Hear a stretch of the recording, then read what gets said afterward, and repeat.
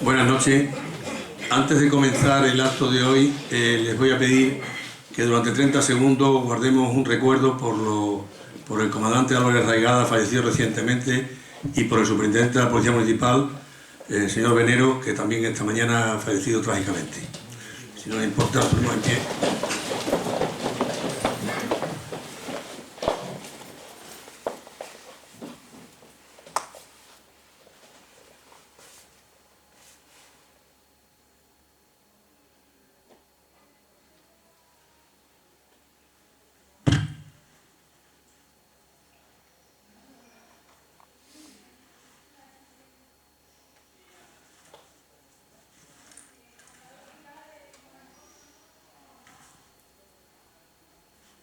Muchas gracias.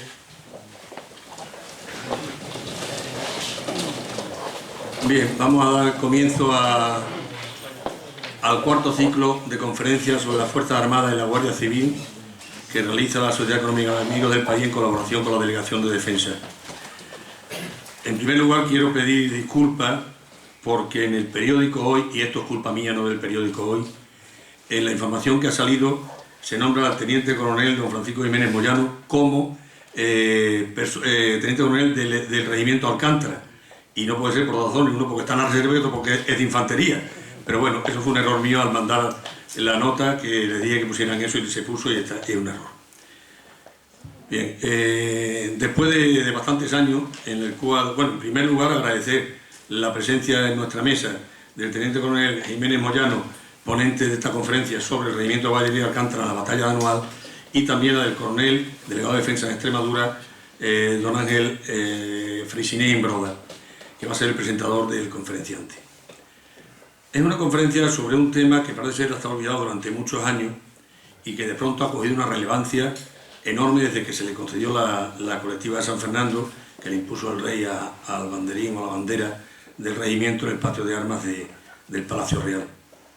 Y se ha puesto de moda que hace 48 horas ha habido otra conferencia, aunque de distintas perspectivas, que la ha convocado Tribuna Hoy, y el conferenciante ha sido don Rodolfo Oranto, investigador cacereño, y bueno, ahora si alguien asistió a esa y asiste a esta, pues que sume las dos informaciones y cogerá una información mucho más completa. El regimiento Alcántara, que nació en el 1656, aunque él ya nos informará mucho más ampliamente, yo nada más quiero dar un pequeño retazo, y fue debido a la necesidad de aumentar las tropas montadas de los ejércitos de Felipe IV, y fue conocido en un principio como el regimiento Netien porque fue su primer maestre de campo, y su primer lema fue «Cabalga como el sol, disipa las nubes a su paso». En su estandarte en Damasco figuran en el anverso las armas reales y en el reverso el manto coronado y la venera a la cruz de la Orden de Alcántara, de donde toma su nombre. En el 1696 entró en España luchando en la campaña de Cataluña. En 1808 pasó a denominarse Alcántara número 7 y participó en la Guerra de Independencia. Se disolvió con esta denominación en el 23. En el 44 se vuelve a crear como regimiento lancero de Alcántara número 16 y se va con guarnición a Alcalá de Henares hasta el 59, donde estaba acantonado en Ciudad Real, que se transforma en Cazadores de Alcántara número 14. En el 21, en la batalla anual, de la cual va a versar la conferencia de esta noche, que se transcurre entre el 22 de julio y el 8 de agosto, fue prácticamente aniquilado tras proteger a las fuerzas que se batían en retirada hasta Montearruita. Las bajas totales de 691 efectivos fueron 541 muertos, 7 heridos y 67 prisioneros.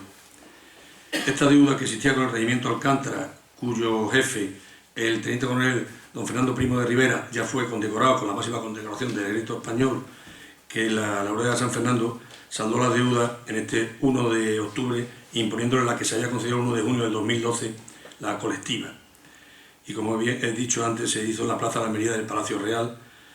En Badajoz también estuvo esta guarnición acantonada y se denominó Regimiento de Caballería Alcántara número 14. Y para hablarnos de ello, hoy tenemos con nosotros al teniente coronel de Infantería, don Francisco Jiménez Moyano, el cual va a ser presentado por el delegado de Defensa de Extremadura, el coronel ilustrísimo señor don Ángel Frisiné Imbroda, el cual tiene la palabra. Muchas gracias.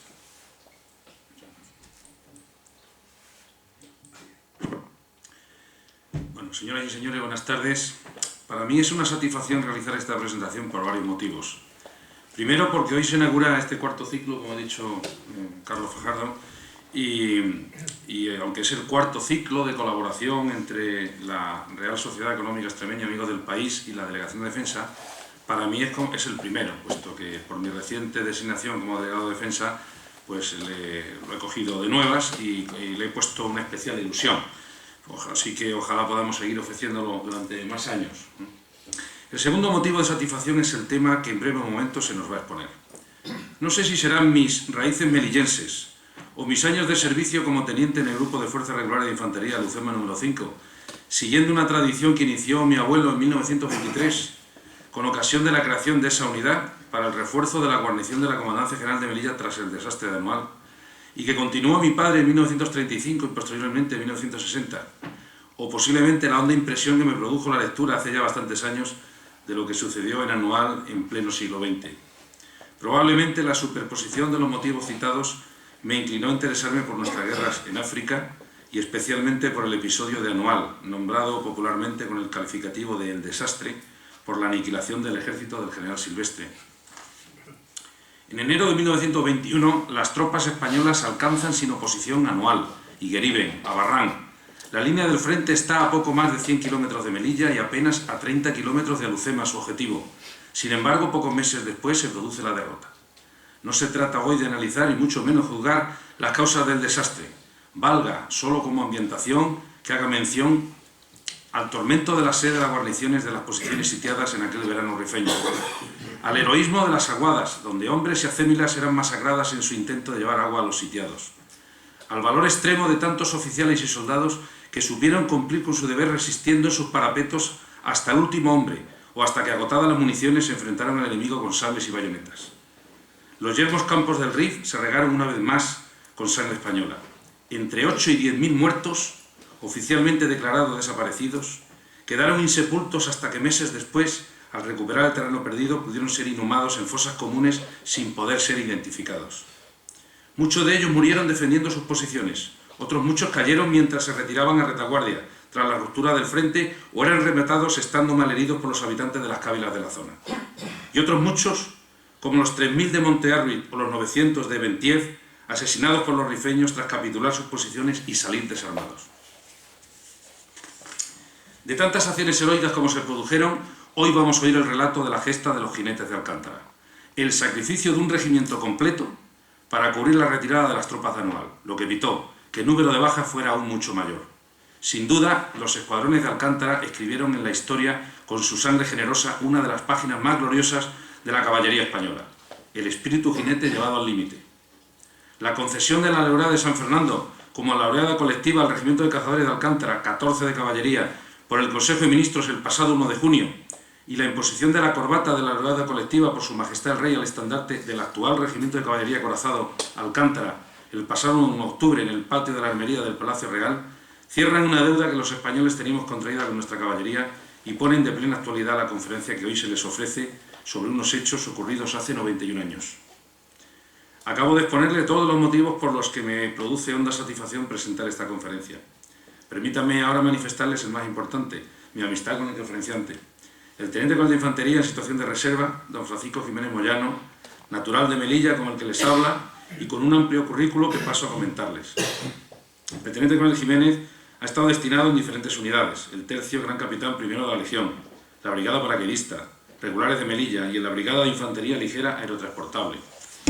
Ha sido profesor en la Escuela de Guerra del Ejército entre los años 2001 y 2004 y en el Centro Superior de Estudios de la Defensa Nacional entre 2007 a 2011. En los años 2002 y 2003 ha colaborado como ponente con las universidades de Granada y Sevilla en seminarios para posgraduados en temas relacionados con seguridad y defensa, y en 2009 y 2010 con la Universidad Europea de Madrid. Entre 2006 y 2010 ha colaborado con el equipo de dirección de las excavaciones arqueológicas de los yacimientos romanos y visigodos en La Carisa, Asturias, como experto en historia militar, legión romana en época tardorrepublicana y alto imperial y ejército visigodo. Ha sido presidente de diferentes grupos de estudio para la redacción de publicaciones militares oficiales y autor de diversos artículos de historia militar. Fue socio investigador de la Asociación de Estudios Melillenses. En septiembre de este año publica su primer libro sobre fundamentos de inteligencia. Sin más dilación por mi parte, señoras y señores, les dejo con el teniente coronel Jiménez y el relato de los escuadrones de Alcántara en Anual.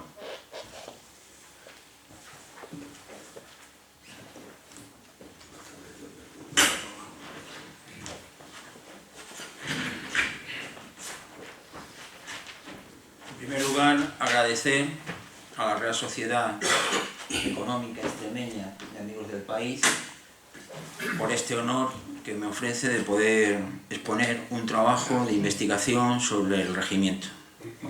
Y en segundo lugar, a todos ustedes por su asistencia. Y sin más, pasamos a ver el contenido de la presente charla.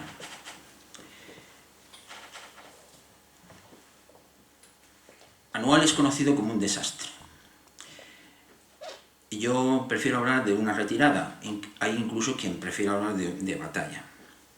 Porque desastres como este hay muchísimos. Entonces, el desastre normalmente es pues, una cosa, digamos, extraordinaria. Lo cual no es motivo para quitarle importancia ni para esconder fracaso que los hubo. Puesto que, evidentemente, las bajas fueron tremendas. La retirada de Anual fue, como casi toda la retirada, una imposición del enemigo. Un jefe o una fuerza pierde la iniciativa, ya sea ofensiva o defensiva, y ve la necesidad de retirarse para sustraerse del contacto y poder recuperar su capacidad de combate. Eso es así. Desde el punto de vista militar, la capacidad de combate es una aptitud, con P, que lo da los medios, la organización, el adiestramiento y los recursos. Yo estoy absolutamente convencido de que la Comandancia General de Melilla en el año 21 y en el año 20 y en el año 19 carecía de esa aptitud, pero estructuralmente.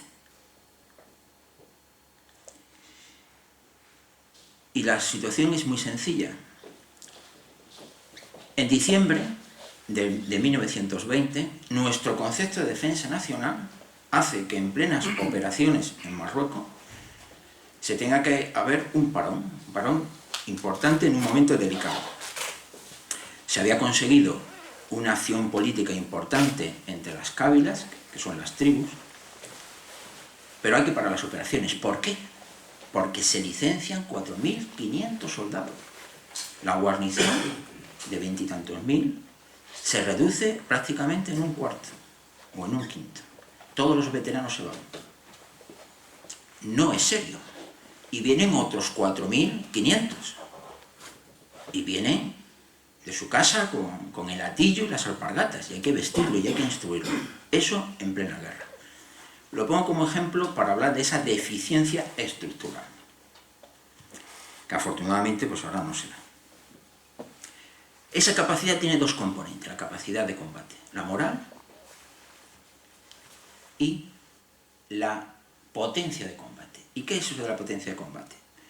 Pues son los medios que me permiten tener potencia de fuego, medios, hombre y adiestramiento que me permiten tener capacidad de maniobra, recursos logísticos que me permiten vivir, combatir, municionar, etc.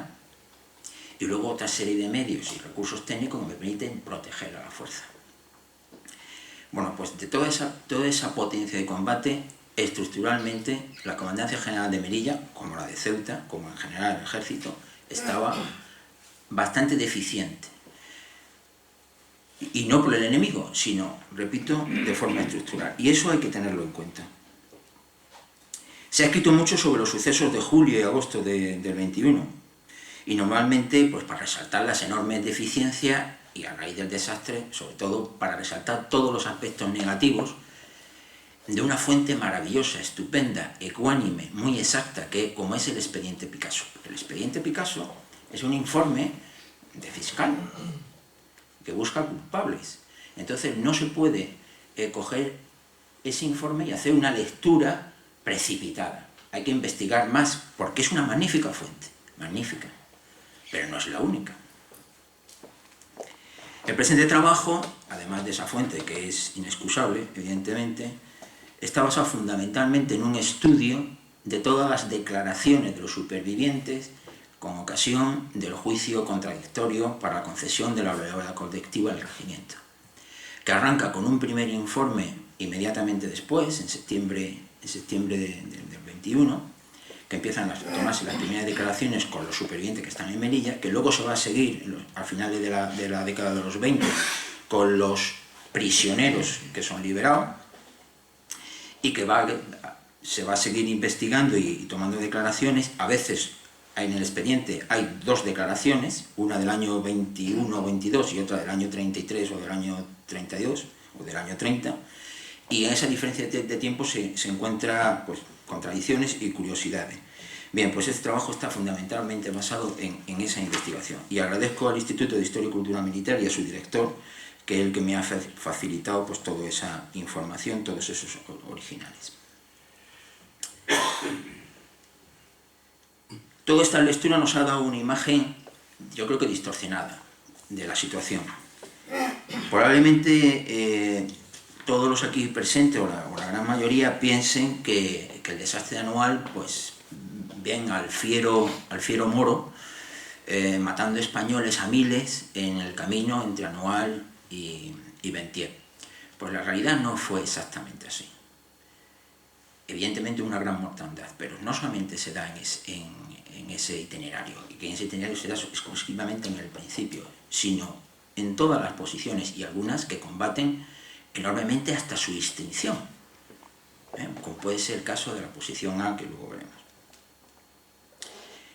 También pueden imaginar, o casi seguros, la inmensa mayoría creen que, bueno, pues que el regimiento formó en líneas de escuadrones y a los toques de los clarines avanzó después de la preparación del escuadrón de ametralladoras. Pues tampoco fue así. El regimiento se va a extinguir en una serie de sucesivos combates de protección a los flancos. También podemos pensar que la inmensa mayoría de los caídos, y probablemente mucho lo piense, que fue por cobardía, por pánico, que se demandó claro que hubo desbandada de fuerzas, pero el máximo número de muertos se radica en la lucha en las posiciones y sobre todo en las matanzas de prisioneros una vez desarmados. Y de todo eso suman exactamente, en un trabajo de entonces comandante Poveda, Caballero, 7.915 muertos y desaparecidos. Y ni uno más, ni 8, ni 10, ni 12, ni 25, como algunas fuentes, 25.000 me refiero, como algunas fuentes señalan. Para hacernos idea de la situación, pues aquí tenemos el territorio. Va sensiblemente desde aquí, que está desembocado del Murulla, hasta la costa atlántica. Viene a ser tan largo como Andalucía, pero enormemente más montañoso y más estrecho. Si ustedes quitan Sierra Morena, la plantan encima, la recortan y la pegan encima del Guadalquivir, pues eso puede ser el territorio asignado en protección a España por una serie de acuerdos internacionales. Bien.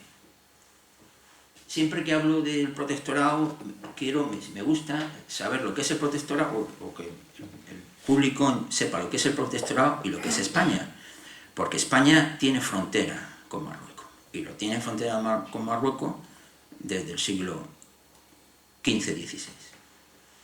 Bueno, pues esta es la zona asignada en protección. Hay que quitar la zona internacional de Tánger, que no fue asignada, es asignada a una serie de países, y luego hay que saber distinguir cuál es la frontera. Entonces tenemos Ceuta y Melilla, que son España. Durante el protectorado se mantuvo la frontera desde el punto de vista económico, porque las ciudades vivían del impuesto de aforo que se les concede autonomía. Son las primeras autonomías, se les concede autonomía económica en la segunda mitad del siglo XIX. Y luego las islas.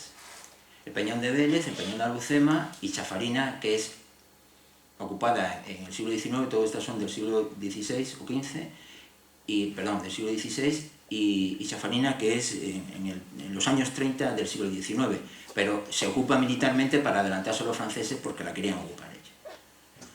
Bien, vamos a ver ahora los planes, para situarnos.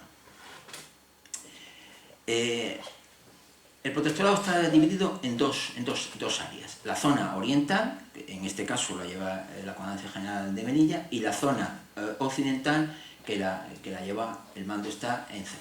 La capital y el mando del conjunto se encuentra en Marruecos, en Tetuán.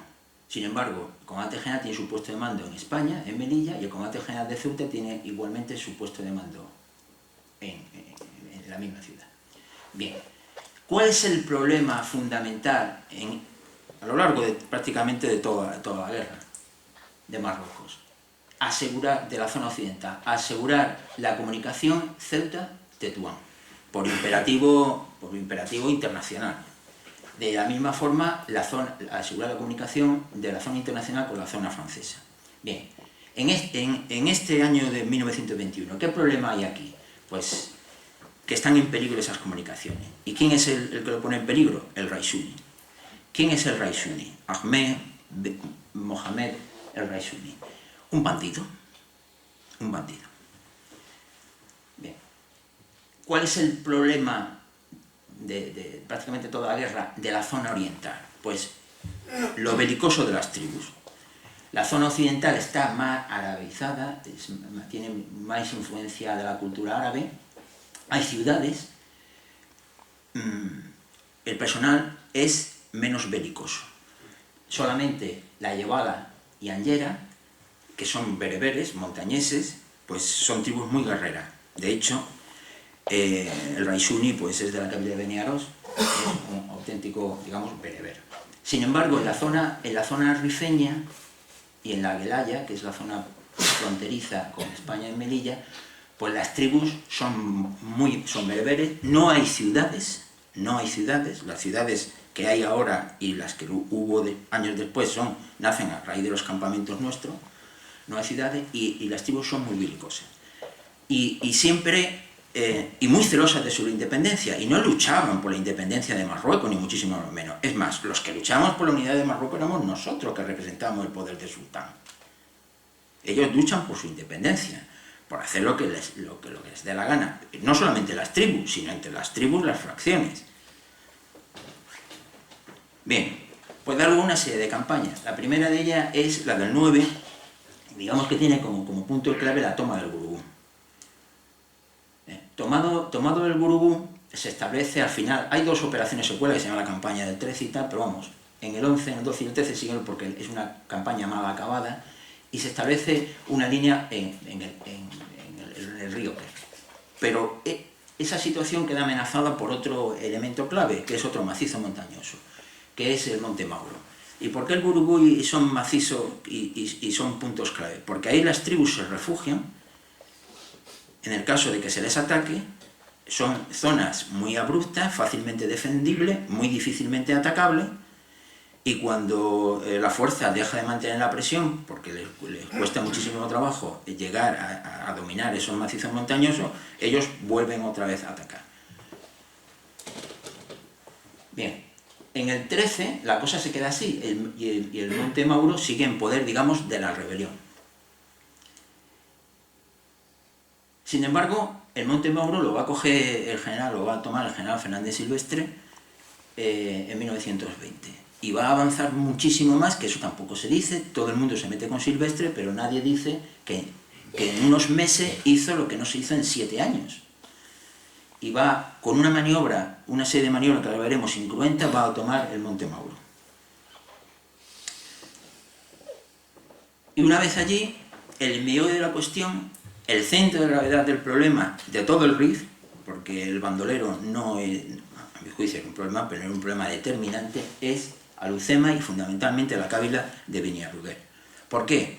Porque es la Cávila que más guerreros puede proporcionar, porque es la que tiene más población. En consecuencia, es la que tiene más ascendencia sobre las demás Cávilas.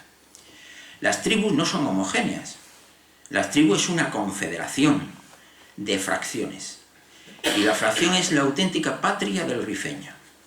¿Y qué es una fracción? varias yemá. ¿Y qué es una yemá? Una asamblea.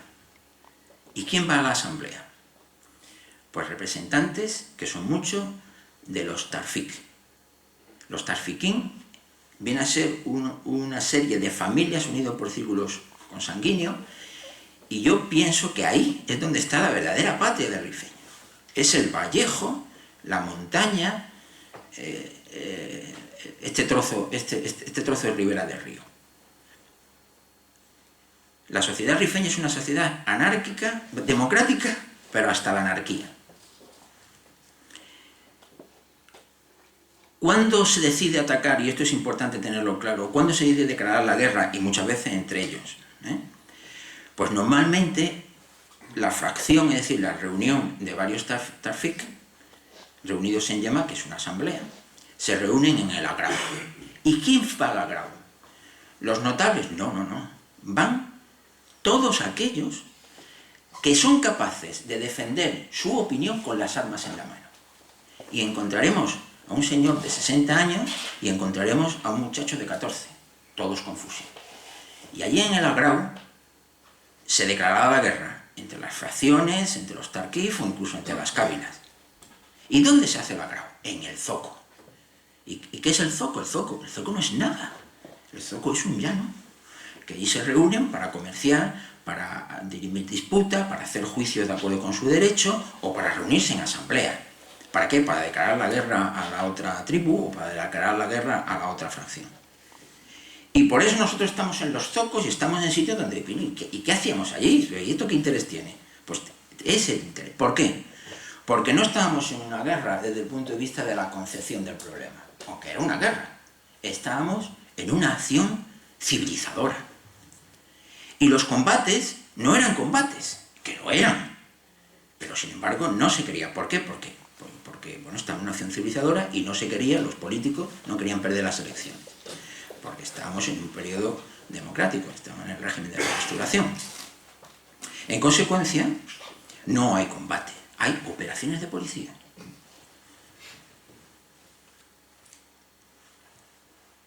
Bien, centro. Esto se intenta conseguir de muchas formas, digamos, el centro de gravedad del problema.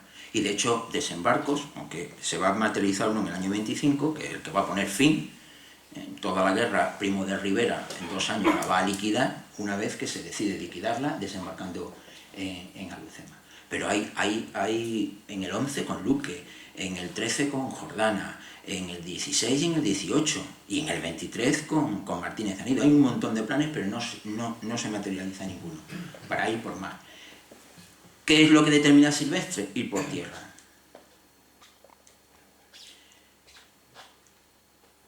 ¿Quién es el jefe del general Silvestre? El general Berenguer. El general Berenguer tiene una concepción distinta, que no es capaz de imponer a Silvestre, no sé por qué. Pero la verdad es que es a mi juicio, esa.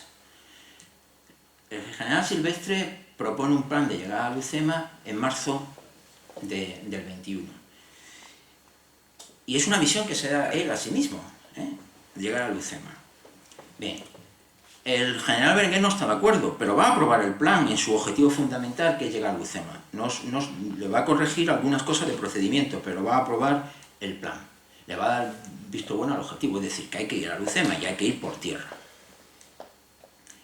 Bien, sin embargo, el general Silvestre sabe que necesita más fuerzas. Hay un informe fundamental del 17 de febrero del año 21 por el coronel Morales, que es jefe del Estado Mayor de la Comandancia, a su vez jefe de la Policía Indígena, en el cual le dice que la Comandancia llegó a la elasticidad de sus fuerzas y que es necesario pedir más fuerzas si quiere seguir. Si quiere seguir. Entonces, el general Silvestre va a pedir a su superior fuerzas, pero su superior no le va a dar fuerzas. ¿Por qué? Porque tiene otra concepción. ¿Cuál es esa concepción? La de solucionar primero el problema en la zona occidental, es decir, la eliminación del Raisuni, que está a punto de conseguirlo. Lo que pasa es que se procede al desastre y tiene que sustraer fuerzas de las operaciones, en consecuencia el Raisuni se va a escapar. ¿Quién acabará con el Raisuni? Abdelkrim. En pleno apogeo, en enero del 25. Bien. El 1 de junio el general Silvestre va a ocupar Barran, que va a ser el principio del fin prácticamente, y el 5 de junio vuelve a pedir, cuando cae Barran, vuelve a pedir refuerzo y el general Berenguer vuelve a negarle los refuerzos y les recuerda que el refuerzo principal del ejército es Tazarut, es decir, el nido de águilas del bandido. Sin embargo, van a seguir los dos en su guerra. No toma medidas para que no siga y sin embargo va a seguir. Y el 7 de junio ocupa Aiguerriben. Y el 25 de junio va a iniciar la ofensiva. A partir de este momento, Silvestre sabe positivamente que es imposible que el otro le mande fuerza. Es imposible. Ahí en ese momento debía haber tomado una decisión. Bueno, podía tomar dos decisiones. O retirarse, que es lo que debía haber hecho, y hubiese sido difícil, porque hubiera pasado prácticamente casi lo mismo, o presentar batalla. Y se decide por presentar batalla. Con una diferencia fundamental, que va a tardar en acumular fuerzas. Sin embargo, el contrario va a estar más presto a acumular fuerzas y de hecho la va a acumular antes.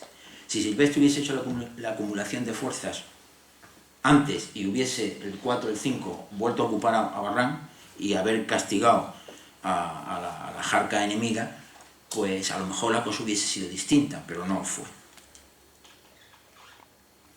Bien, el general Silvestre sigue con su objetivo de Alucema y el general Berenguer con Tazarut. Hay algunos que dicen cada uno con su guerra, cierta forma, tiene cierta verdad. Bien, vamos a ver el territorio. El Gurugú, la campaña del 9-13 termina con ese avance.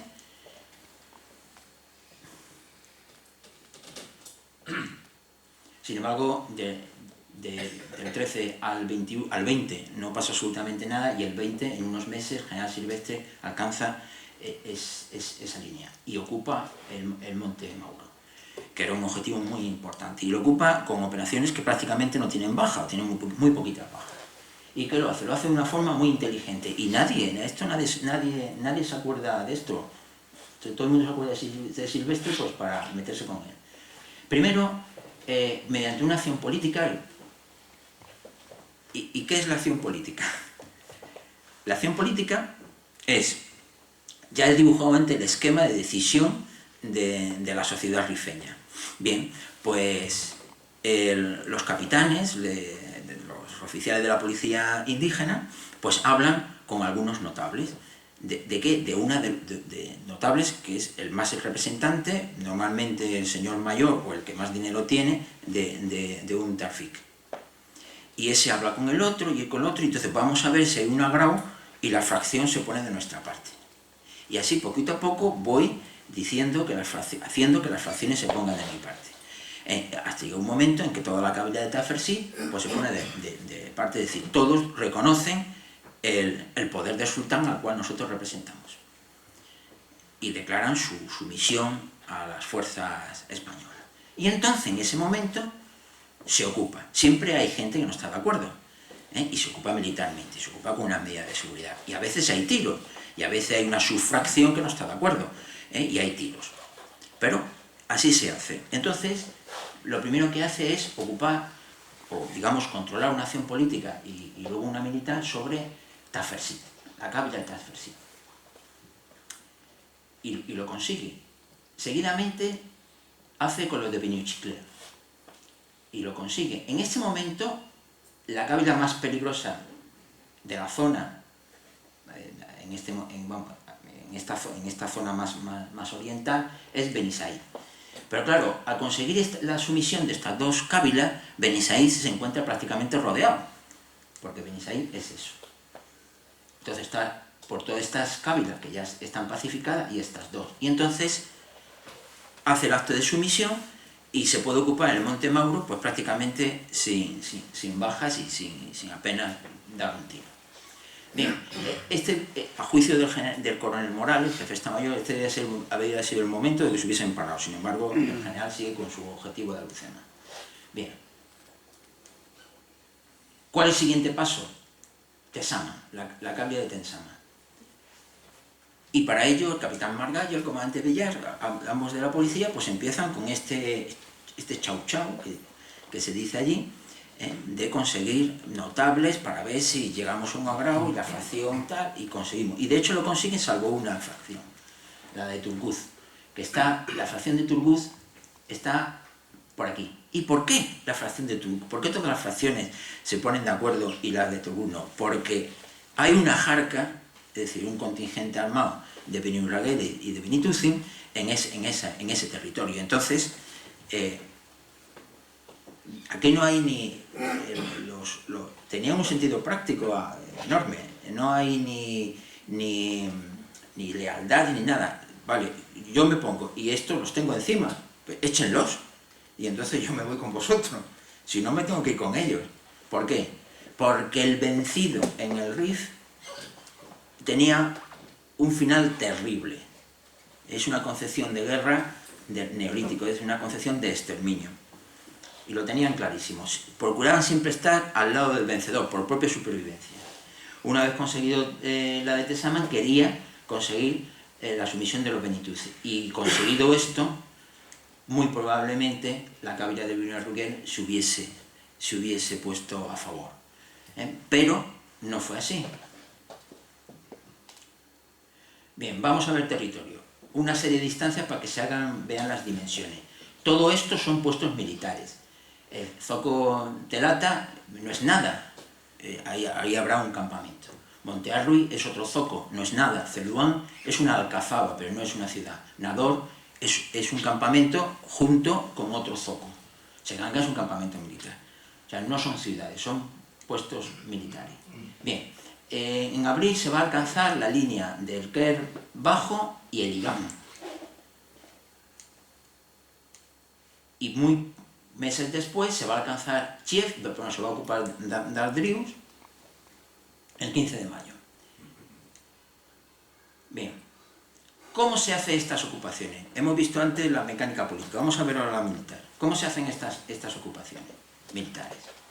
Bien, pues se crea una columna, que es una columna, lo que hoy llamaríamos agrupamiento táctico. Y veamos la ocupación de una posición importante como Dardrius. ¿Quién la forma? Completamente fuerzas indígenas. Una jarca, que son guerreros de las fracciones que son amigas nuestras, la policía, que son contratados para el control del territorio y acciones de policía, regulares, y las fuerzas peninsulares son ingenieros para la fortificación y organización del terreno una vez ocupado, y fuerzas de intendencia pues para llevar el agua, las municiones, la comida, etc. Es decir, las fuerzas peninsulares no combaten. Poco después, mes después, se ocupa Kiev. Bien, vamos a ver que es también una operación, es una posición importante. Luego tendrán influencia en las actuaciones del regimiento. Pues 3/4, lo mismo. ¿Quiénes forman la vanguardia? Compañías mías de la policía y fuerzas de regulares. Pero es que el segundo escalón son también indígenas. Y solamente tenemos 2 batallones, en este caso del regimiento San Fernando, que no eran 2 medios batallones, que están en tercer escalón. Meros espectadores.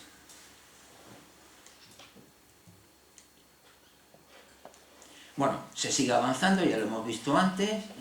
Se va a ocupar el 12 de enero a Frau, el 15 se va a ocupar Anual, justo en la frontera, en el límite con la cabilla de Tesaman, Beniuchiclé con Tesaman, el límite de la cabilla pasa por Anual, y a Barran el 1. Bien, con esta mecánica, ¿qué se consigue? A la que tenemos que sumar el asunto de los reemplazos, que se van, la gente se licencia, y tengo, pues eso, 4.000 que se me van y 4.000 bajas de veteranos. Me quedo sin cabos, me quedo sin puestos claros. Bien. Como consecuencia, la fuerza carece de instrucción. Y aquí tenemos unas declaraciones del teniente coronel Tamarí sobre las fuerzas peninsulares, ¿no?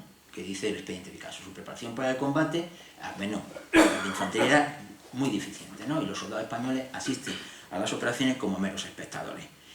Pero es que los otros son rifeños, los regulares, y los policías, y las jarcas, y son guerreros, y tienen una concepción de guerrera. El arquetipo de la sociedad rifeña en esa época era el ser guerrero. Hoy puede ser arquitecto, médico, o quizás dentro de la posmodernidad político, ¿no? Pero Pero entonces el arquetipo era ser guerrero, no era ser... Y ese era el sueño de todo el mundo. Ser un buen guerrero. ¿Cómo ven a los peninsulares? Pues lo ven con malos ojos, evidentemente, y se creen enormemente superiores. Bien. ¿Qué hace el regimiento Alcántara? Pues el regimiento Alcántara está dando fundamentalmente comisión de protección a los itinerarios logísticos que luego veremos en el... Bien, ¿cómo está organizado el territorio? Pues el territorio, la brigada disciplinaria, que es un batallón reducido, son 200 y pico hombres, lleva la circunscripción de Nador, y esa circunscripción va a tener, desde el momento en que se decide avanzar hacia Anual, va a tener muchísimo territorio. ¿Por qué? Porque el resto de la fuerza pasa a vanguardia. El terreno estaba dividido en tantas circunscripciones como regimientos peninsulares. 4 regimientos peninsulares bien dotados de personal, pero con deficiencias estructurales debido a la concepción de la defensa nacional que teníamos en esa época. Bien, se decide que el regimiento Ceriñola ocupe la nueva circunscripción de Anual. Y todos los regimientos avanzan, con lo cual se queda un gran vacío de fuerzas.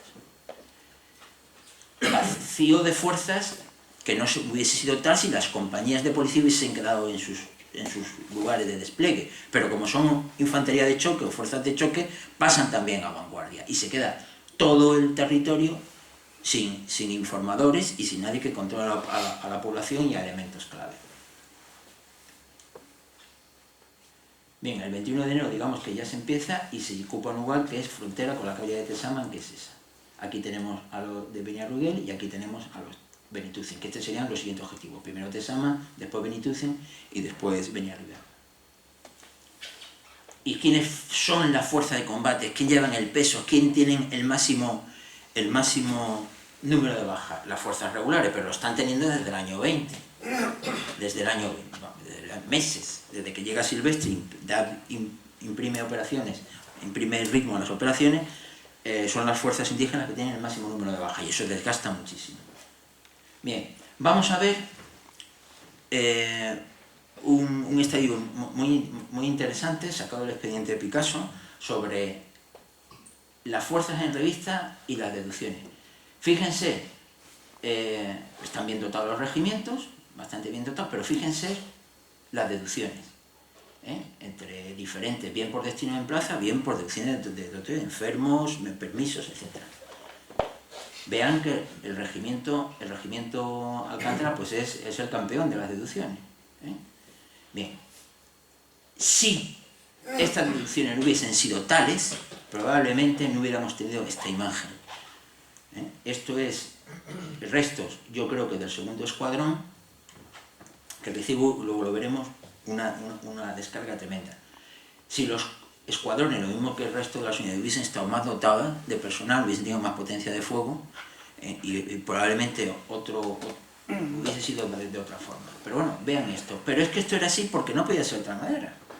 ¿Por qué? Porque estaba la organización mal hecha. El regimiento, por ejemplo, de caballería tenía que encargarse de la remonta, es decir, de la adquisición y remonta del ganado. Y eso necesita gente que cuide al caballo, gente que lo dome, gente que lo monte, gente que lo ejercite. ¿Y eso de dónde salían? De la fuerza combatiente. ¿Por qué? Porque no había una organización logística dentro del regimiento. Bien. Máxima ocupa Barranc, que se va a perder el mismo día, el 1 de junio, máxima extensión del territorio con el mando del general Silvestre. Bien. 2 itinerarios logísticos fundamentales, 2 arterias para el control, para alimentar toda esta zona. Una, que va desde Melilla a Ventier, y otra, que va desde Bater a Focotelata. Bien. Es un itinerario de 135 kilómetros, así, y unos poquitos menos, hasta aquí. ¿Cómo está desplegado el regimiento? Tiene el primer escuadrón en Seganga y el segundo escuadrón en Daldriu. Esto forma el primer grupo de escuadrones. El escuadrón de ametralladora va a estar también en Daldriu, y luego del segundo grupo, el quinto escuadrón de forma independiente va a asegurar Anual, el camino Anual-Ventier, y el resto del tercer grupo, con el tercer y cuarto escuadrón, van a estar en Zocotelata, para asegurar este itinerario, y luego muchos itinerarios de un rosario de posiciones que tiene esta circunscripción. Esto es otro pequeño, aquí va a haber otro pequeño Anual en miniatura, bueno, en miniatura, no tan en miniatura, simplemente con algunos elementos menos.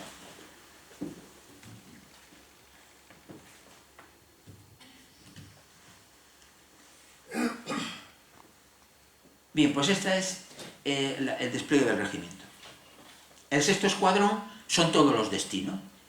Debía ser una unidad táctica, pero es el que agrupa todos los destinos. Llega a tener casi 300, cuando el resto de los escuadrones en el campo tienen 90, 100, aunque debían de tener 135.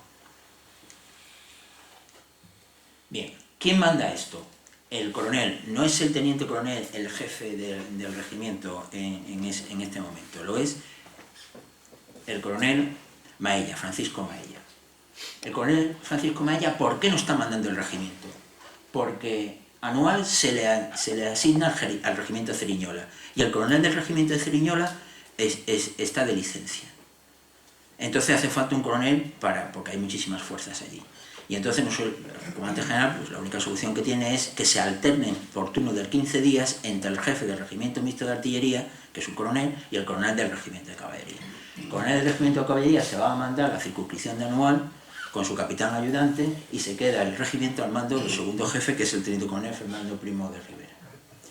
Es un magnífico oficial, en tanto en cuanto está mandando Anual, dará muestra de inteligencia, serenidad y grandes dotes tácticas. Incluso se le reclama, llegan a oídos de Silvestre, que no, oye, que se quede el coronel de caballería y que no nos traigan al de artillería, que parece ser que tácticamente deja bastante que desear. A lo mejor si se hubiese quedado, pienso yo, el coronel Argüelles al mando de la circunscripción, Anual se hubiese adelantado unos días. Es un hombre que pone orden en el regimiento, y en una carta íntima a su mujer le diría, por ejemplo, este regimiento estaba acostumbrado a la poesía y ahora se mueven de lo lindo. Y luego pues hay otra cosa, ya te contaré los abusos que he corregido. Es decir, que la situación no era bollante, pero ahí tenemos a un jefe que corrige errores y da un nuevo aire, un aire de operatividad a la fuerza, aunque tenga la fuerza problemas logísticos, porque la estructura o la organización está mal hecha. Y se va a notar tremendamente. Bien, el 19 de julio hay una orden de concentración. Y todo el regimiento se va a concentrar en Dandrium, menos el 5º escuadrón, va a depender tácticamente del regimiento, pero se va a quedar donde está para seguir dando protección al tramo más difícil o de más riesgo. El 5º escuadrón es de profesionales, el 5º escuadrón es un escuadrón de voluntarios. Los demás son todos soldados de reemplazo. Bien, 21 de julio se ha recibido orden de concentración y el comandante general va a ordenar al regimiento que le dé seguridad hasta Izumar. Y entonces ese día todo el regimiento partirá hacia Izumar. Al llegar a Izumar, el comandante general debió de cambiar de opinión y le dice al coronel que se quede en el regimiento con montura pelada y que le acompañe hasta Anual. Es evidente que ya ha pensado que va a utilizar al regimiento. Bien, estamos en Anual, y ¿a qué va el comandante general? A asistir al último esfuerzo de salvar Iguerribe. Iguerribe es una posición que se tomó el 7 de junio que está sitiada. Bien, y hace una gran concentración, concentra todo lo que puede para intentar romper el cerco, relevar la posición y dotarla de recursos logísticos. Bien. Cuando llega el comandante general se está en el punto álgido. El ataque está preparado. Navarro, general segundo jefe que está en Anual, ha dado orden de repliegue. Llega el general y dice que no, que se paren. En el momento en que la fuerza está parada y el ganado, que lleva todos los alimentos y tal para la posición, se repliega, el comandante Benítez, jefe de la posición, le va a lanzar un mensaje que debió ser demoledor para el general. Parece mentira que dejéis morir a vuestros hermanos. Entonces el general Silvestre suspende la orden de repliegue y va a ordenar por 2 veces, una verbalmente y otra por escrito, que se contraataque. No le hacen caso. ¿Por qué? Porque la fuerza está agotada, no puede avanzar. Bien, visto Anual desde una perspectiva aérea, el campamento. Iguerribe y despliegue posiciones más importantes del contrario. Se pretende llevar al convoy, pero no se va a llevar por derecho, sino una típica maniobra muy bien planeada, típica maniobra de montaña, por las divisorias hacia el objetivo. Bien, la cuestión está en que la situación se ha quedado ahí. El punto más cercano son 500 metros. Sin embargo, no se puede avanzar más. ¿Por qué? Porque esta exposición fundamentalmente está fortificada, han hecho trincheras y es muy difícil limpiarla. Orden a las 4, ¿y qué es lo que pretende? Pretende, con un grupo regular que llega a estar aquí, intentar abrir brecha y que el regimiento entre en trompa, el regimiento de caballería, con el apoyo de una batería de artillería. Bien, no es posible hacerlo. En consecuencia, se disuade al comandante general que lance al regimiento. Y entonces le dice a Benítez que parlamente con el enemigo, a ver qué es lo que puede sacar. Y entonces Benítez le contesta: los oficiales de Igerriben mueren pero no se rinden. Este fue otro mensaje demoledor, pienso yo, para el comandante general. Entonces ya se le dice que se puede rendir. ¿Y qué le contesta el jefe de la oposición, el comandante Benítez? Pues solo quedan 12 cargas de cañón, que empezaremos a disparar para rechazar el asalto. Él sabe que en cuanto salga la fuerza, el contrario, que está muy cerca de la posición, va a cerrar y va a lanzarse encima, como así pasó. Al 12º disparo, fuego sobre nosotros, pues moros y españoles estaremos envueltos en la misma posición. En este momento empieza a salir la fuerza.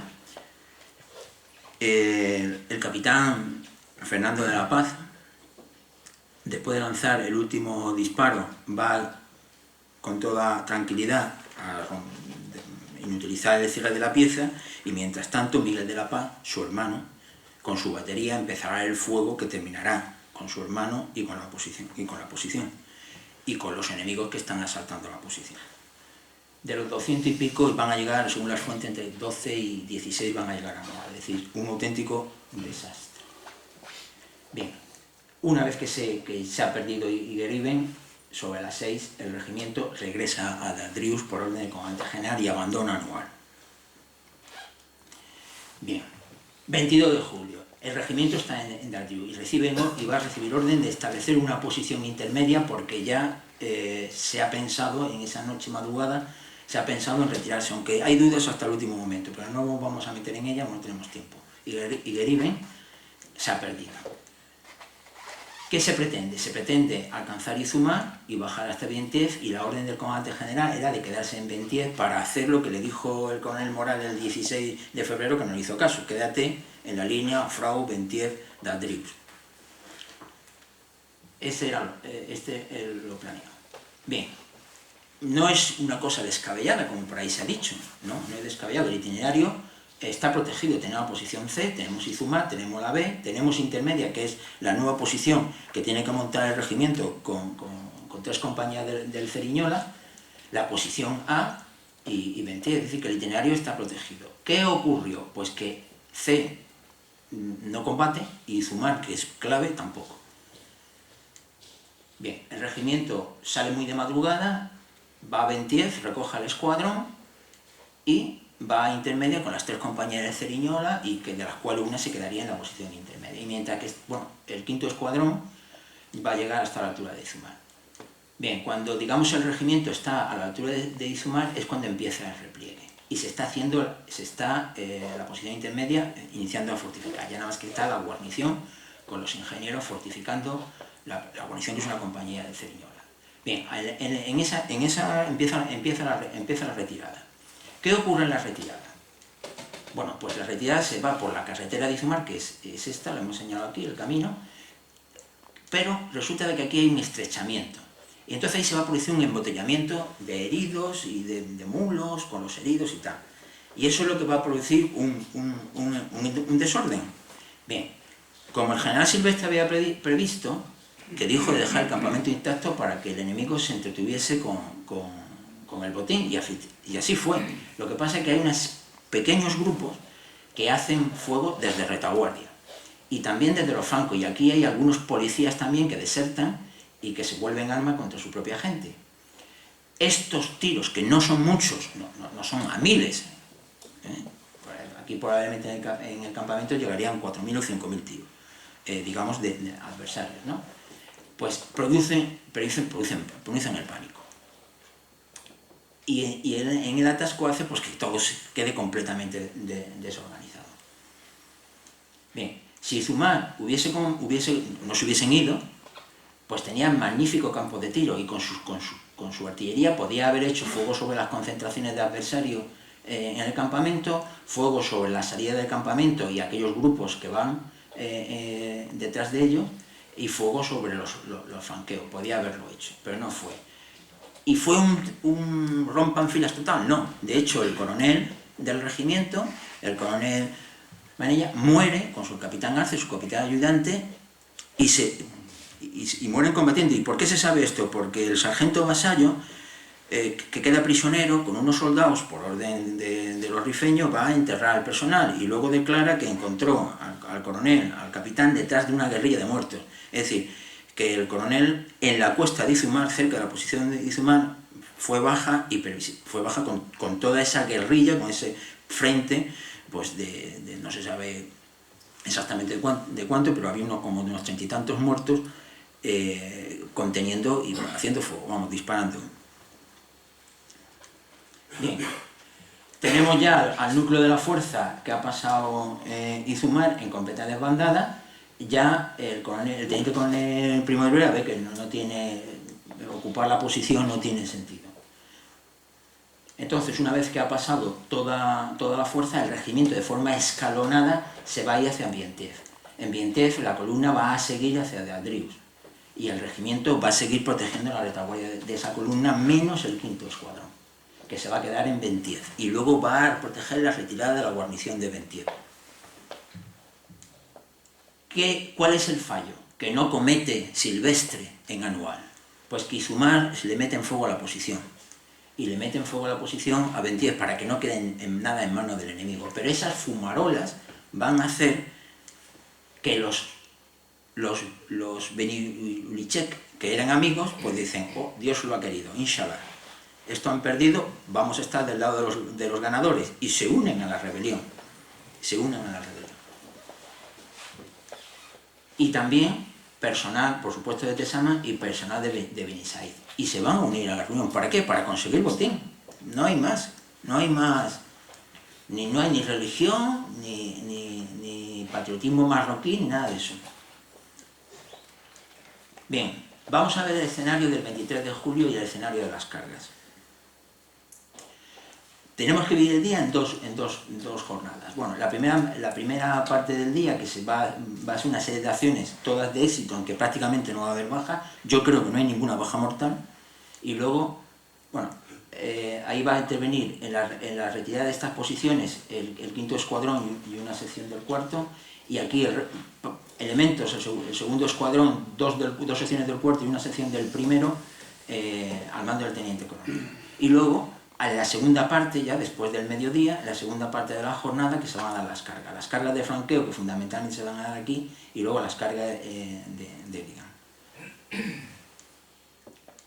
Aquí tenemos una acción primera de estas unidades, y luego tendremos la acción del regimiento en el cruce de Ligán.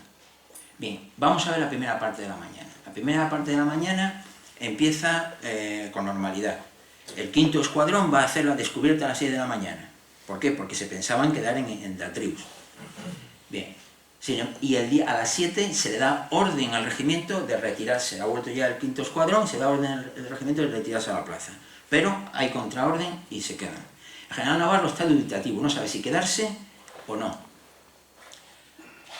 Y ordena la retirada de las guarniciones próximas a Datrius. Por eso van a salir los escuadrones. Bien, el regimiento se divide en dos núcleos prácticamente. Uno para proteger la retirada de Chef y otro para proteger la retirada de esas posiciones que están un poquito más al sur, Ain Ker y Carra. Este se va a empezar a retirar, decide de madrugada a la hora, y se va a retirar a las 8.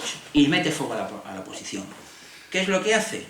Pues los que no se habían enterado, ahora ya se enteran. Y entonces toda Tafersí va a acudir a las armas contra nosotros, aunque antes era amigo nuestro.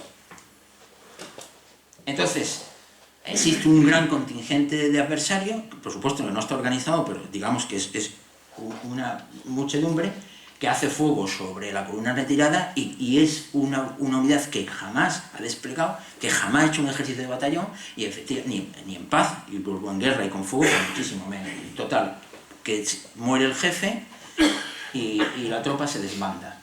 En ese momento van a intervenir los escuadrones de la Alcántara, concretamente el segundo, 2 secciones del cuarto y una sección del primero, que va a dividir esa masa en 2 y luego va a hacer persecuciones a nivel sección, incluso a nivel escuadra de enemigo. El caso es que es un auténtico éxito y sin prácticamente baja.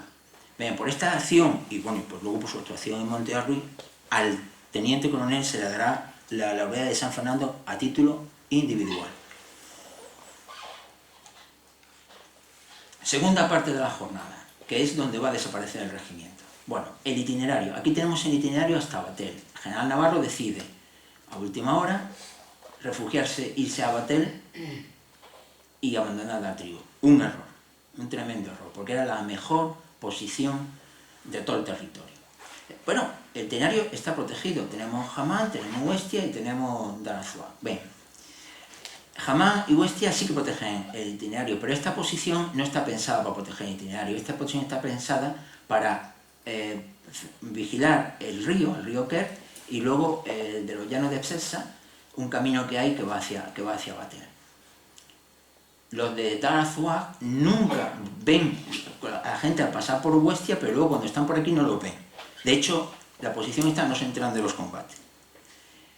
Aquí hay una línea que está entre 10 y 6 metros por encima, una cota superior al camino. Sin embargo, a partir de aquí el camino va a tener una cota superior sobre el flanco izquierdo. Es decir, que todas las cargas se dan en estas lomas, que dicen los supervivientes, hablan de las lomas de Dar Azuag, y también lo dicen con relación al río, y da lugar a muchísima confusión.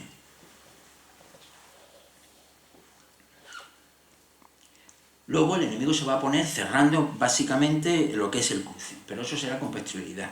Bien, el regimiento recibe, la tropa ya ha comido, los oficiales no, los oficiales se disponen a comer y hay una orden del teniente coronel de que tienen que salir. ¿Por qué? Porque el convoy de heridos que ya ha salido de Dardrius ha sido atacado.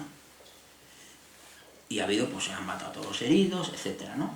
Y entonces sale el regimiento pues para perseguir a los señores que han hecho ese desaguisado.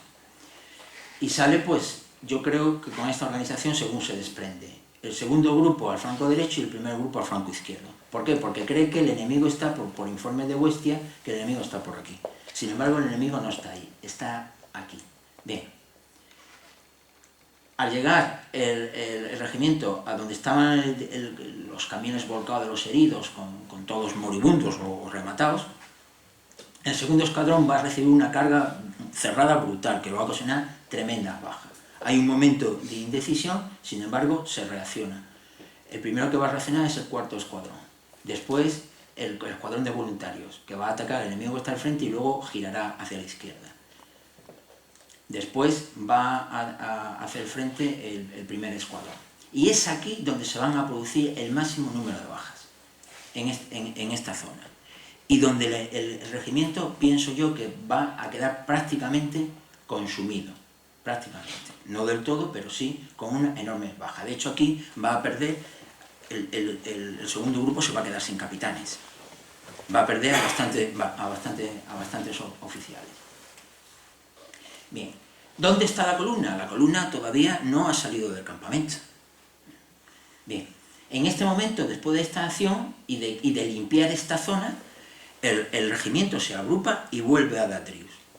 Y cuando llega, según las declaraciones, a unos kilómetros, 2 kilómetros, 3 kilómetros, se da cuenta que el campamento está ardiendo y vuelve en grupa en dirección a Batel, con su misma orden de proteger el itinerario.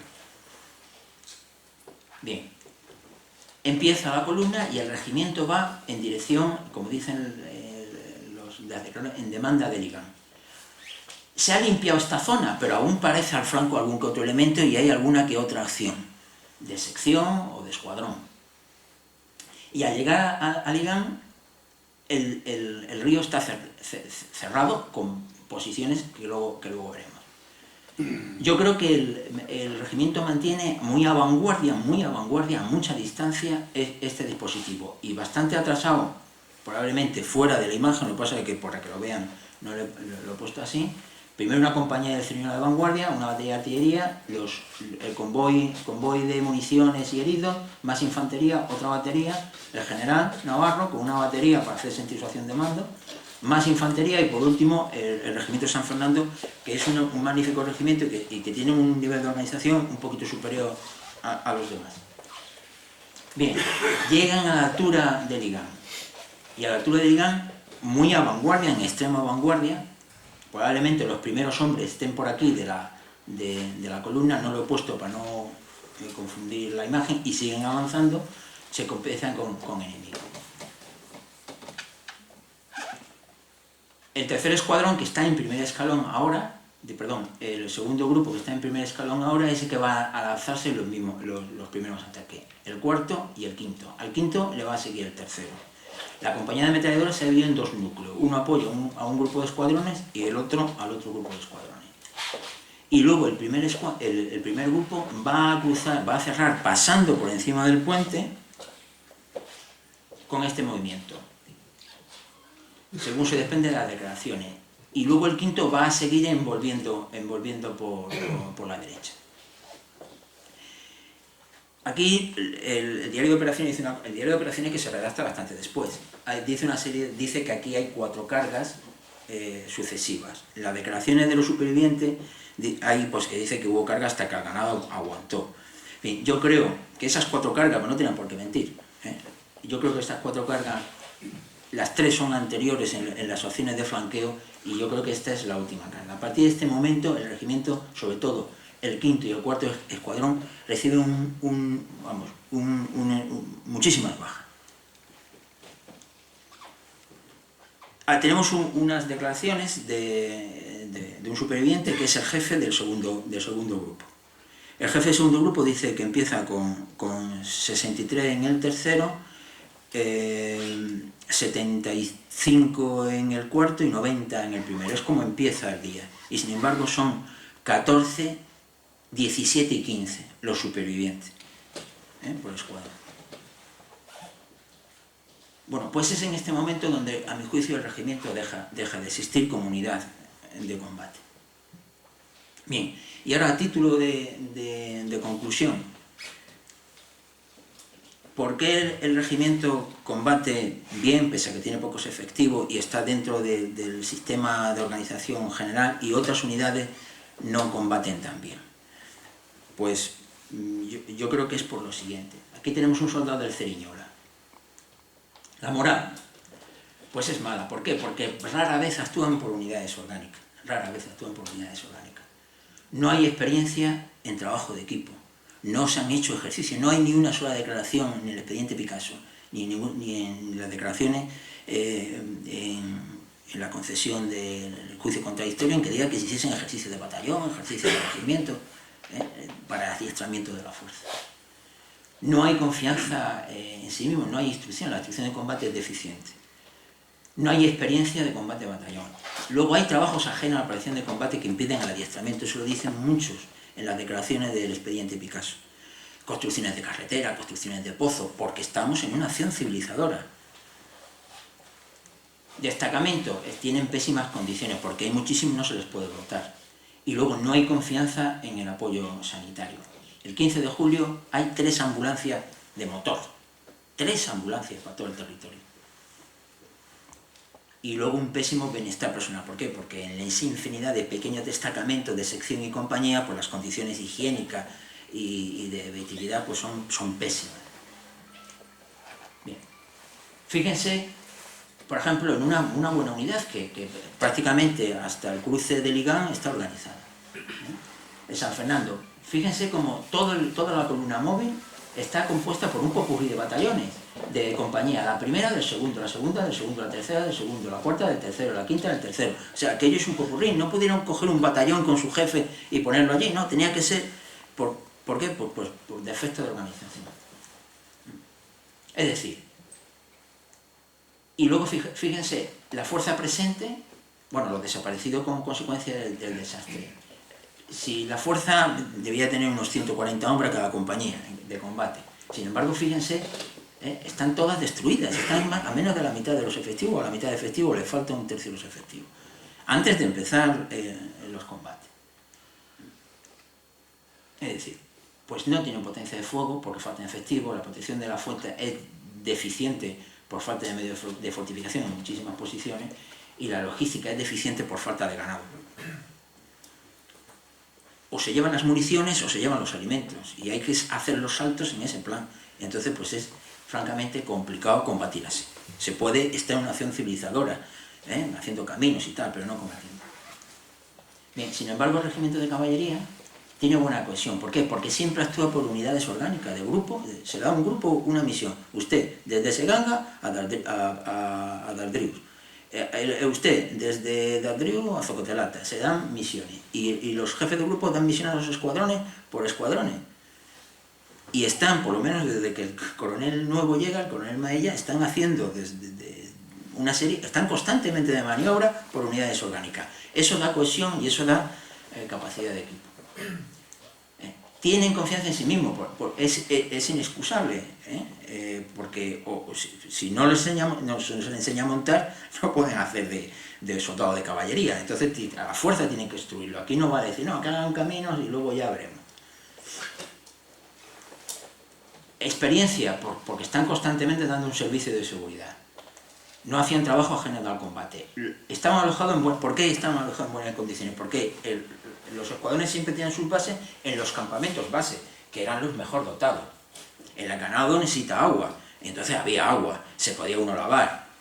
Es decir, y luego había confianza en el apoyo sanitario. ¿Por qué? Porque el regimiento siempre actúa con una ambulancia. Y el coche rápido del regimiento, que era un coche utilitario, pequeñito, pero un coche de la época, pero un coche, se utilizaba para la evacuación de heridos. Podría haber contado unas anécdotas graciosas, pero no hay tiempo. Veamos, aquí tienen ustedes el estadillo de las bajas que hay, ¿no? Sin embargo, el regimiento, bueno, los medios, pues los escuadrones están técnicamente destruidos. Aquí pongo lo que he dicho antes, ¿no? Pero sin embargo tienen una buena capacidad de maniobra. ¿Por qué? Porque sobra ganado por la falta de personal. La potencia de fuego es deficiente por la falta de personal. La protección de la fuerza es buena porque están estacionados en campamentos base, y la logística es buena por tener medios. Tienen muchos medios, pero porque no tenían todo el personal. Si no hubiesen tenido falta de medio. Entre otras cosas, necesitaban 3 carros catalanes por escuadrón y solamente había uno. Bien, a modo de conclusión. Son 657 componentes. Aquí estoy contando como bajas, los prisioneros también son bajas. Pero fíjense que todos los jefes causan baja, todos los capitanes, todos los tenientes menos 2, todos los alféreces y toda la tropa menos 138.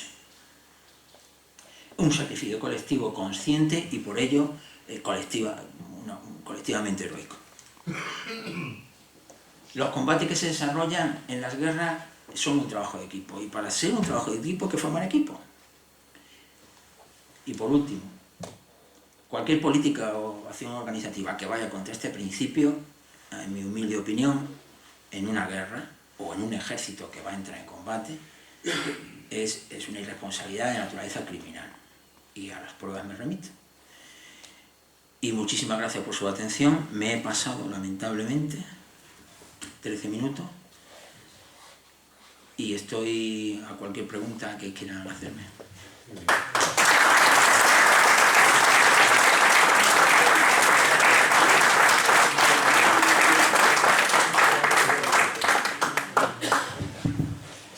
En primer lugar, muchas gracias. Creo que ha sido suficientemente esclarecedora la conferencia, en la cual nos ha enseñado, por lo menos a mí, qué ocurrió en Anual. Y el llamado desastre, yo creo que más que por las pérdidas, por las bajas, fue por la desorganización, por la falta de logística, y hemos conocido también lo bien que se coordinaban los dos generales, tanto Berenguer como Silvestre. Y ahora, como siempre, pasamos a un turno de coloquio para todo aquello que quiera preguntar. Lo que sí rogamos, como en todas las ocasiones, por favor que sea lo suficientemente escueto para que pueda intervenir el máximo de personas.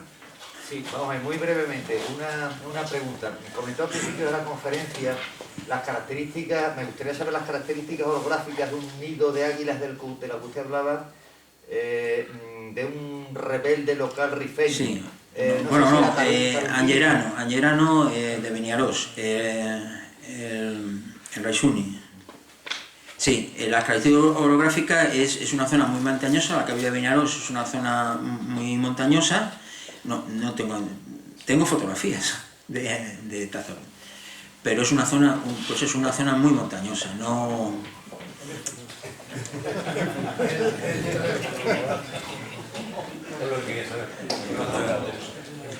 ¿Hay alguna otra pregunta, por favor? Sí.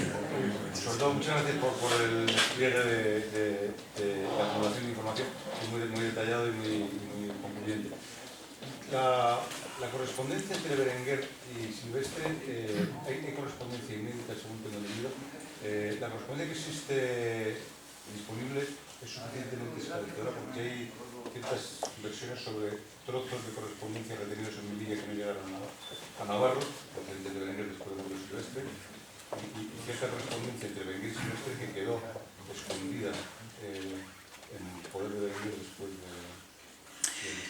Sí, ahí eso es una de las lagunas, ¿no? El general Silvestre le da orden a uno de sus ayudantes de que, bueno, saque correspondencia privada que tiene de su despacho y le da una llave del bufete del capitán secretario para que haga 3/4 de lo mismo. Bueno, que luego lo que hace es viola, ¿no? O sea, rompe la cerradura porque no puede abrirla. Entonces, pues ahí previsiblemente probablemente haya documentación que nos ha perdido. Sobre esto, al ser la responsabilidad la situación es difícil, la situación política es difícil. Anual va a ser el golpe al régimen y a la monarquía, aunque se va a tardar unos años pues, por la acción positiva y de buen gobierno de Primo de Rivera, pero al final la monarquía estaba herida de muerte, a mi juicio. Entonces las responsabilidades eran muchas. Y luego, y eso se demuestra así, puesto que hay dos reales órdenes y una carta del ministro de la Sierra a Picasso de que no se investiga a determinadas autoridades, entre ellos a propio Berenguer. Entonces está dentro de lo probable que falte documentación, y, bueno, todo lo probable es casi seguro. Ahora bien, yo creo que la documentación existente se puede hacer uno de una realidad, se puede hacer uno una idea clara de una realidad. Y hay unas declaraciones del hijo del coronel Morales, que, bueno, que hablaría con su padre y que se cartearía con su padre, en que viene a decir de que eran los dos generales ambiciosos. El general Silvestre, vehemente y noble, y el general Berenguer, pues más inteligente y taimado, ¿no? ¿Qué quería Berenguer?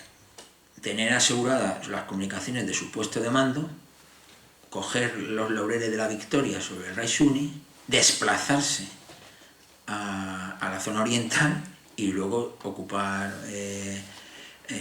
Alucema y con fuerza. Se hubiese traído al recién formado tercio de extranjeros, se hubiese traído al grupo de regulares de Ceuta o probablemente a los dos, a los de Ceuta y al de Larache. Una vez quitado el Raisuni de la escena, no había, porque era él, el motor era él, no es una concepción rifeña, sino que era el motor, y se hubiese coronado de gloria. ¿Qué es lo que quería Silvestre? Porque también tenía su corazoncito y se fijó un objetivo que no. Yo creo que esa fue la tragedia, un jefe que no se impone y un subordinado pues excesivamente vehemente, que es lo que nos lleva a este error. Pero documentación seguro. Pero yo creo que la que hay nos puede hacer una idea del problema de mando existente. ¿Otra pregunta? No, yo quería una pregunta muy sencilla y muy cortita. Al principio de la conferencia le he entendido un mando que no me acuerdo si era teniente coronel Francisco Neila o algo así. ¿Qué papel era el que...? Primero, ¿cuál es el segundo apellido? ¿O su apellido? No, he hecho referencia al teniente coronel de Tamarí, que hace unas declaraciones, es un jefe de batallón, en que hace unas declaraciones sobre el grado de instrucción. Creo que se refiere al coronel que mandaba al regimiento. Ah, al coronel que mandaba el regimiento. Sí, Francisco Maella. ¿Francisco? Maella. Maíz. Manella, perdón, Manella. Vale. Manella, Francisco Manella, que es el jefe del regimiento. Lo que pasa es que está mandando la circunscripción de Anual y deja el regimiento en manos de su segundo, que es el teniente coronel Primo de Rivera, y morirá combatiendo en Anual, no en la retirada, sino combatiendo. De hecho, se le recoge en la cuesta de Izumar, y por las declaraciones del sargento Vasallo, que es el que recoge los restos del personal que había allí, pues se desprende de que todos los que allí están mueren combatiendo, no corriendo hacia retaguardia, sino combatiendo. Sí, ¿por qué se ha tardado tanto tiempo en reconocer? Bueno, pues como me esperaba esa pregunta. Tú y yo, mi teniente coronel, no nos conocemos, o sea que no podía estar preparado. Pues,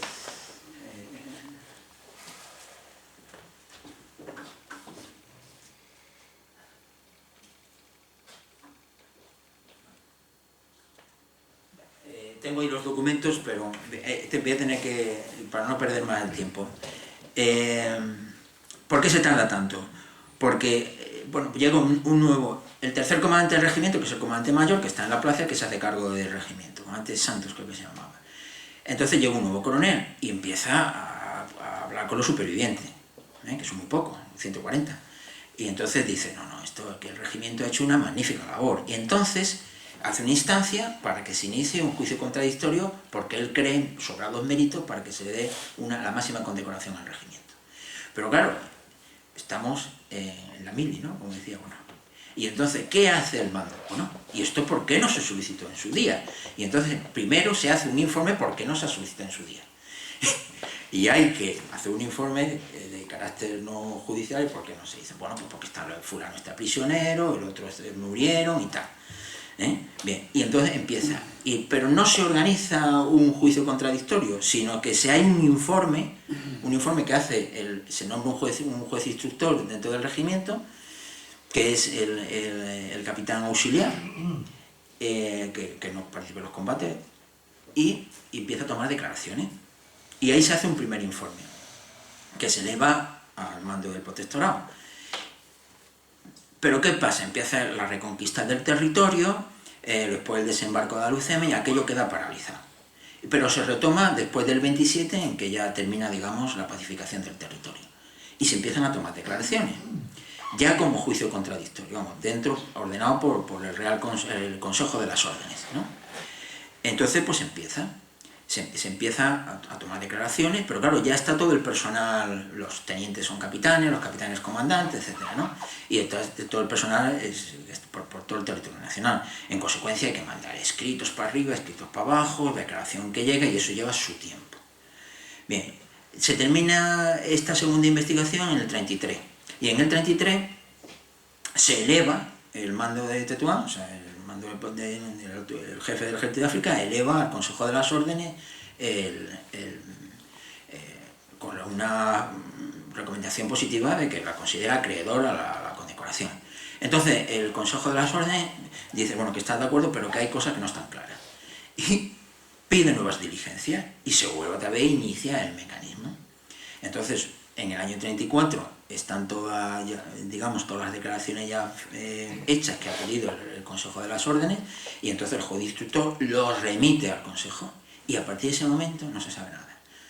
¿Qué es? Bueno, pues año 34, Revolución de Asturias, Revolución a medias, o digamos declaración unilateral de independencia de Cataluña, dominio de las dos, 33 victoria del Frente Popular, la guerra, y bueno, y luego nuestra proverbial facultad de olvidar a nuestros héroes, tanto como para tardar 91 años, ¿no? Ese es el motivo. Yo creo que los dos retrasos son por circunstancias de conmoción nacional, ¿no?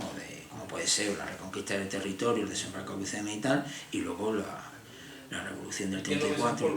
¿Quién desempolva ese? Bueno, pues se desempolva en tiempo de la anterior administración, pero la anterior administración no está por la labor, y se propone con la nueva, y pues lo ven lógico, y se da. ¿Alguna más? Es verdad que el anterior jefe del Estado Mayor intentó abrir el expediente y la anterior ministra de Defensa lo paró también.